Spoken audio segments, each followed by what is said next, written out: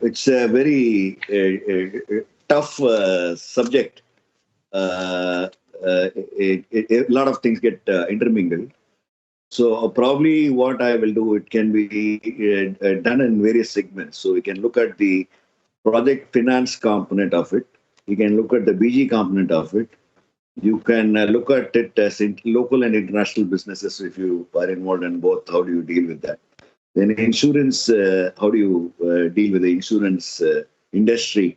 And then what can be done to get some help from the insurance industry for the EPC business, project business, and also the currency components of the whole thing. I think so. I'll try to address all these areas. Maybe we'll start with project finance. Project finance actually, when people look at developing projects, let us say it is an international project which one is bidding for. Typically, you will have a you will have an equity, you will have a debt. There can be an SPV through which it can happen, or it can be in the corporate balance sheet itself of the companies. It can happen. Depending upon how it happens, the project finance the part of it will happen. Let's say if you're working with a very large company in the oil and gas in Middle East, let us say Saudi Aramco, they will do all the projects in their own balance sheet.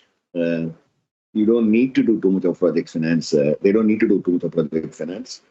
They'll be able to finance it from on its balance sheet through various instruments, capital market instruments.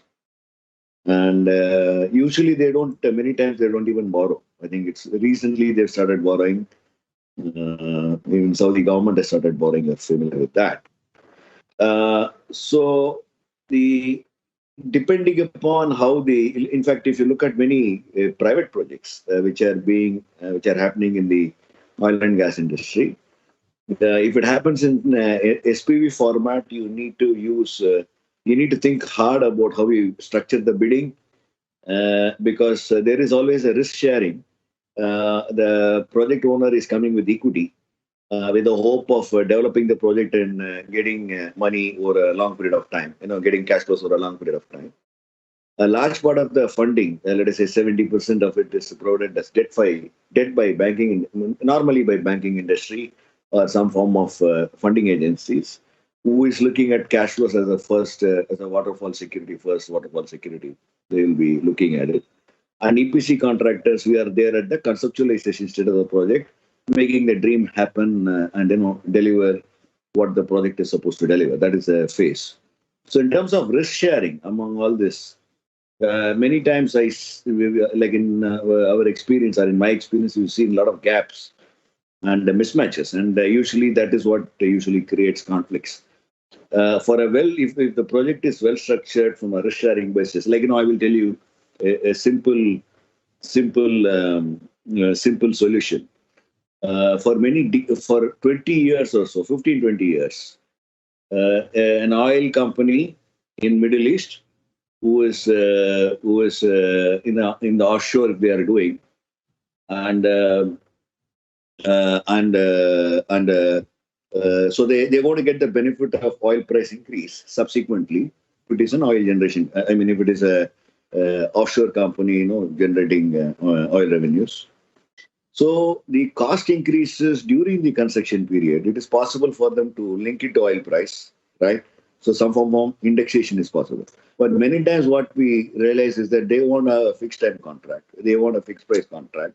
And a lot of the EPC companies' costs tend to be oil based also, because we're going to use if you're going to use tankers, or if you're going to use barges and a lot of heavy equipment in the transportation, you're going to face the oil price increase. That risk is going to be there. So it's usually better, this risk is absorbed by the oil company itself or the customer itself. Like in the case of India, oil producing company is better positioned to absorb this risk. If they ask the EPC companies to price the risk, we end up pricing it very, very high, usually because we are there for a short period of time and there is no upside for us. There is only downside. And for a 3-year period, the risk can be pretty substantial. Like if you remember, last year, same time, you are dealing with minus $32,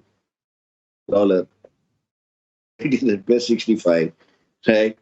I don't know how to calculate percentage between a minus number and a positive number, but yeah, it is there. These are all just in a year's time. These things are there. So if you are bid for a project 1 year back, and now, obviously things will be very different. So typically, a commodity industry, oil and gas, or even steel, cement, all of that, large part of the risk, if it is absorbed by the company which is promoting the who's in the commodity business, they're better off to absorb the risk. But usually it doesn't happen, right? So usually when we work on this between the customer, the financier, us, and our vendors, things get pretty complicated. So we'll have to find some meaningful balance. And I've seen a lot of discussions and engagement. Some of these issues can be resolved much easier. This is one of the solutions we've been able to do. Let's say 10, 12 years back or 15 years back, the price increase in steel and copper and aluminum and cement and all that used to kill the industry. I think many in the case of I think there's been acceptance. People have moved to indexation. The people have moved to lots of other things, which has obviously mitigated some of these things. There are innovative solutions possible. What index to use? How do you deal with the correlations? How do you deal with some of the other complexities which can come? It's possible to work out solution. So the project finance can be a very can be complicated, but if you understand and have a proper conversation, a lot of risk mitigation is possible, and thereby the customer will get the project at a lower price. Because if they ask the EPC companies to price it, we will price the risk at 10% of the contract value, which may not be, which tends to be pretty expensive, right? The second, second area which I want to address in project finance is that even many times I think there is also packages or financing packages are expected from EPC companies. Many times in the international market, not that much in the Indian market. Even in India also, I've seen it happen in the past, but not so much in the. I've not seen it in the oil and gas sector, not that much. Except I think many years back, I remember doing something for Reliance IPCL Baroda. I remember doing some such thing for him, and Gujarat Alkalis or some company like that. I think it's 20 years back. International businesses, this seems to be reasonably common. EPC companies can be expected to take equity position in a project. It is also possible that they will expect financing to be organized by the EPC company. A lot of innovations are possible. I think depending upon where you source the goods and the localization requirement, I think a good discussion with the customer. It is possible to structure a financing package which is reasonably strong on availability, suits the customer needs, suits the tenor. Typically, you do it from export credit agencies. Some of the names would be US Exim, ECGD. Even in India, Indian Exim Bank does a lot of work now. Some years back, they were not that active. Now it is possible with India. I assume most of the companies in the conference are, I think they would be India-based, many of them. So, with the foreign policy of Indian government changing significantly over the last 6-7 years, Indian bank support for projects businesses on an international basis has increased almost $30-35 billion. So, Exim Bank does support through line of credit. A lot of projects, I remember $1.5 million projects, Maitri projects in Bangladesh, they did. It's possible to do projects in any part of the world as long as it's a friendly nation for India. Strong low-cost financing is possible. It is possible with addition of certain supporting credit. It's possible to give a low-cost interest rate package to the customer. We can also work with other ECS abroad, other export credit agencies, along with Exim Bank. It's possible to do that. It's possible to raise financing for some of the countries in Africa as well. I remember working for a large Turkish project, for $5 billion project. They wanted financing package. We could set up a financing package. But usually you give a financing package, but many times the customer accesses the finances himself. Usually that is the way it happens.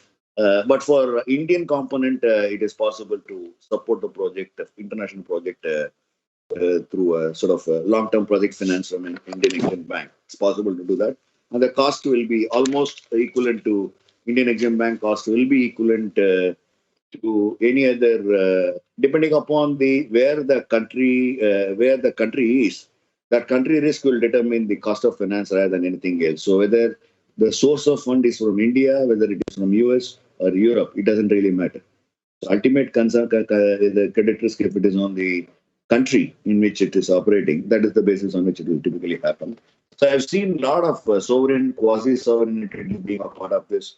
Uh, very interesting work. You can do model. You can. It's possible to do even projects on an SPV basis. It's possible to do project finance transactions. It's possible to do corporate transactions. All this is possible.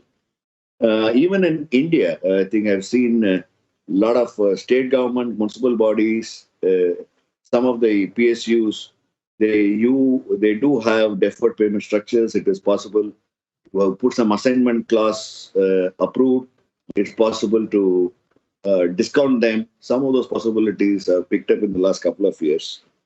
Uh, uh, so a lot of possibilities exist in the project finance, and Exim Bank is playing a very big role over the last 5 years because the Indian foreign policy has changed to support Indian exports and create economic linkage with all the neighboring countries and also many countries in Africa. So it's working beautifully. So we don't have to. I think we don't have to. I think even Chinese lending, it's possible to compete with Indian Exim Bank funding. Okay. So it should not be that big an issue. That is some comment I wanted to leave. I'll move to the BGs, which is essentially the bread and butter for the EPC industry. Tends to be, it's a part of the same project finance. A EPC contractor is supposed to give between various forms of BGs, but between 10% to 25%, depending upon the type of negotiation which happens. That's a very high risk, considered a high risk for the EPC because I think most of the problems happen in the BG encashment and issues can get pretty complicated. Uh, we have tried to do some innovation because if you need money, you have a capital market, you can raise liquidity. Short term, you do through commercial paper, and long term, you do through bonds and debentures, right? Either international bond, international debentures possible. BGs, you have to take it only from BG. So you're trying to see whether it's possible to develop a market of something like a commercial paper where all the BGs performance risk of generated by one company is put in there, and then is it possible to generate you create a trust type setup? Is it possible to pull in all the BGs put together and reduce the cost of BG cost and get more importantly get access to a lot more. Today, one of the significant challenges EPC companies in India are facing, and probably even true for oil and gas, is that you have limits. So the banking system will have to provide, and banking system is short of equity capital. A lot of erosion of bank capital has happened over the last 5 years or so. So one of the innovations which we tried to do, which did work, is that instead of the domestic companies, right? If you look at the general rule, it is that a domestic business, you have to use domestic bank. International business, you have to do international guarantees, international resources. That is the basic framework of Reserve Bank when they do the what you access from where. So for a domestic bank guarantee, let us say if you are working with a large public sector company in India, uh, you are forced to take only Indian banks guarantee. Okay, it may be from Citibank, but the equity capital from Indian branch of Citibank is what will be used. Like in fact, only yesterday they said they have made some relaxation that even foreign banks can do government business, government PSU business. They made some relaxations. Um, it is possible to get access from, let us say, if a company is well known, even outside India, a company or a bank outside India can give access to the bank guarantee without the Indian support, which essentially means they are willing to take a risk directly on an Indian company, as long as the customer or a customer is willing to take the guarantee from there, instead of putting a clause saying that from a scheduled commercial bank in India, you remove that and say a reasonable quality bank. It can come from outside India. One of the discussion point is we'll have to see is whether what will be the jurisdiction, whether it is going to be English law or whether it is going to be Indian law. I mean, that is the only discussion point. So with a proper discussion, we can even this constraint of the equity in the banking system in India, which is a big problem. See, we used to have 15 lakh crores of 15 lakh crores of equity in the Indian banking system. It became 8 lakh crores because of provisions. So 7 lakh crores had to be provided for over the last 6 years due to the NPS issues. And 25% is the maximum limit which can be given to a company. So basically, and even the banks also have sector-wise limits. So typically the infrastructure, particularly if you have to do NIP, National Infrastructure Plan, and many people, where is the resource available, right? So you're trying to get this international guarantee directly to the customer. Only the law part we'll have to discuss it further. Either the foreign institution will have to accept Indian law, or Indian customer will have to accept foreign law, or we'll have to have somebody who will find a way to pass through the risk without providing equity capital. It is possible to do an innovation like that. It has worked in the past, but only the customer, we will have to work a lot more in creating the solution. It's possible we can ease the pressure of the BGs in India. Otherwise, the costing and everything, the prices have gone up. BG prices have gone up because there's no equity available to provide this. And I also mentioned about, is it possible to syndicate or securitize the BGs by creating a structure is another solution which can be looked at. And insurance is another area where insurance industry also can guarantee, they collect premiums, long-term premiums over a 30, 40, 50-year period, and they have to invest. They also do invest, invest in equity, the premium income, the premium what they get. They invest in bonds and all of that. It's possible to do project finance from by creating you can take a guarantee stroke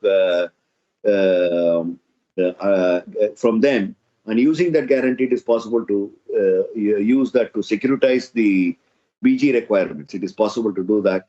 So it is possible to we'll have to change the IRDA regulations. IRDA regulations will have to be amended to ensure such a thing is possible from the insurance industry. And if you also have reinsurance and all that, I think we will be opening up a new market for the BGs.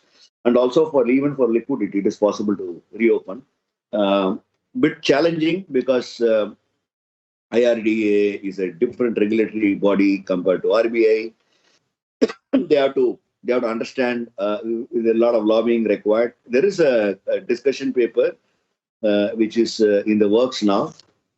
So the ministry is looking at, because they are also looking at finding ways to de-risk the banks, because otherwise every project finance, every infrastructure project is financed only by banks. Insurance industry's role is not there at all. Is it possible that insurance industry can play a 20-30% basis here? Internationally, it is very common. It's possible to do that in India. We'll have to change the rules. Lots of rules need to be changed. I don't want to get into what all rules need to be changed for a different topic. And the last area which I want to address is the currency related. I think there are a lot of currency, you can look at it as a part of risk management. You have your own cost structure. You have your revenue structure. Customer has got his own cost structure, his revenue structure. Vendor has got a revenue structure, cost structure.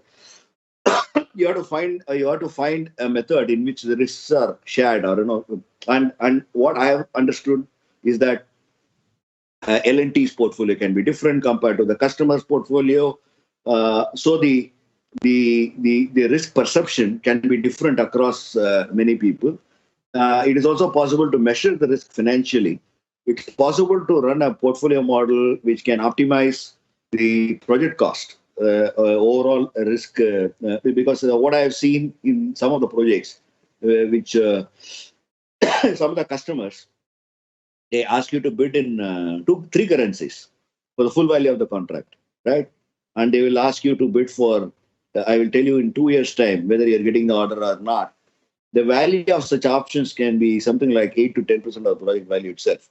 You're talking about $1 billion project, $100 million is the theoretical value of that option which they're seeking for.